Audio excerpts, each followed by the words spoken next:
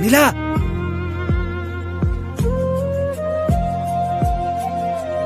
তোমার থাকা খাওয়ার কোনো সমস্যা হইতেছে না তো? না না, আপনি যে মেয়েটার সাথে ঘর ভাড়া করে দিচ্ছেন, মেয়েটা অনেক ভালো, কোনো সমস্যা নাই। খালি গার্মেন্টস এর কাজগুলো যদি একটু তাড়াতাড়ি শিখে নিতে পারতাম। আরে দূর, ওটা তো এমনিতেই শিখে যাইবা। আমার বসটা না খুব ভালো, আমরা খুব ভালোবাসে। তারে রিকোয়েস্ট কইরাই তোমার এই চাকরির ব্যবস্থা আমি কইরা দিছি, বুঝছো? তোমার তো কিছুই ছিল না, পরিচয়পত্র বানাই দিছি কোনো মতে। আপনি আমার অনেক বড় উপকার করলেন, আপনার এই ঋণ আমি কোনোদিন শোধ করতে পারব না। শোধ কইরা কি হবে বলো?